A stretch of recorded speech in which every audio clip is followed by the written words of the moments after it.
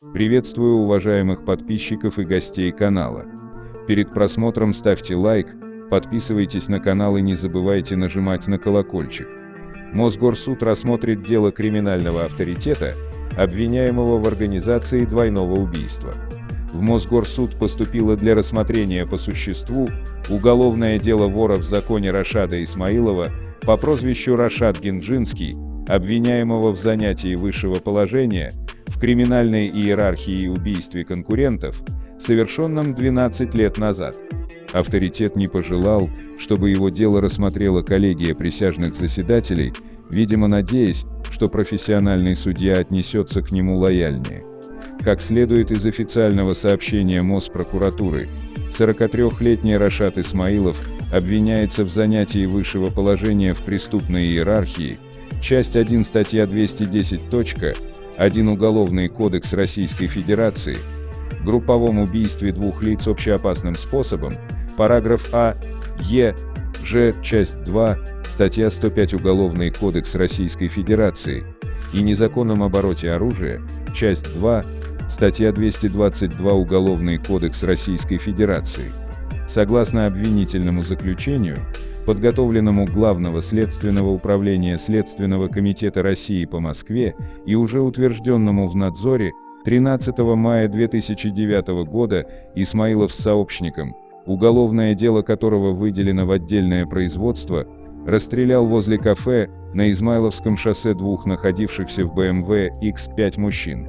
По жертвам преступники выпустили в общей сложности 29 пуль из пистолета ТТ и автомата Калашникова. В феврале 2013 года, как сказано в том же документе, собрание лиц, занимающих высшие положения в преступной иерархии, присвоило обвиняемому статус вора в законе. Это звание, по мнению правоохранителей, дало Рашаду Гинджинскому право контролировать распределение денежных средств, поступающих в неформальную воровскую казну, и руководить поиском новых легальных и нелегальных источников дохода. По версии обвинения, вор в законе получил также возможность подчинять своей воле представителей криминальной среды, статусом пониже, давать им указания и распоряжаться ими. Материалы уголовного дела уже поступили в Мосгорсуд для рассмотрения по существу и были зарегистрированы, но дата начала слушаний пока не определена. Сам авторитет содержится под стражей. По нашим данным, с предъявленными обвинениями Рашад Исмаилов не согласен и надеется, что его аргументы оценит профессиональный судья. Во всяком случае, ходатайство о рассмотрении своего дела судом присяжных обвиняемый и его защитник не заявляли. Связаться с адвокатом Рашада Гинджинского не удалось. Предполагаемый криминальный лидер был задержан в ноябре 2018 года в коттедже под Минском вместе с двумя своими приятелями. Среди вещей отдыхавшей компании белорусские правоохранители нашли 2 пистолета и гашиш, а паспорт, по которому пересек границу вор, оказался фальшивым. За эти преступления Рашад Гинджинский был приговорен к 10 годам колонии, но в августе прошлого года его освободили досрочно, чтобы сразу же выдать по запросу России.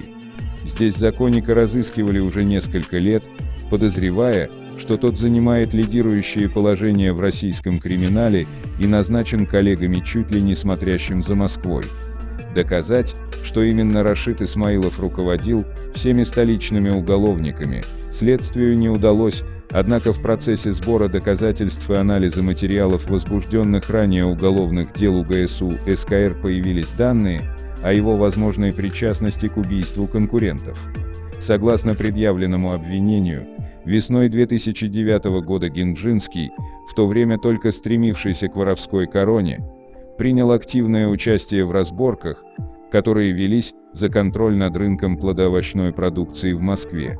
По нашим данным, он поддерживал в этом противостоянии авторитетного Бахаша Алиева, курировавшего оптовые поставки овощей, а оба убитых в БМВ состояли в группировке вора в законе Равшана Джаниева, пытавшегося взять этот бизнес под контроль.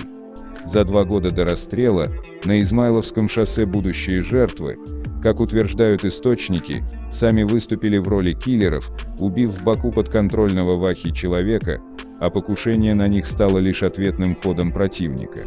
Был ли причастен к расстрелу Рашад Исмаилов, установит Мосгорсуд, однако уже сейчас ясно, что разобраться в этом преступлении 12-летней давности на процессе будет сложно. Тем более, что никого из предполагаемых организаторов овощной войны уже нет в живых. В апреле 2014 года в Одессе был убит Ваха, так и не сумевший удержать контроль над рынком. Равшан Ленкоранский одержал победу, но ненадолго пережил противника. В августе 2016 года его расстреляли в Стамбуле. Участники торгового противостояния считают, что ликвидацию сначала Вахи, а затем Равшана последовательно организовал еще один вор в законе – Надир Салифов. Он получал отступные из торговцев овощами до тех пор, пока в августе 2020 года в турецкой Анталии его не убил личный телохранитель.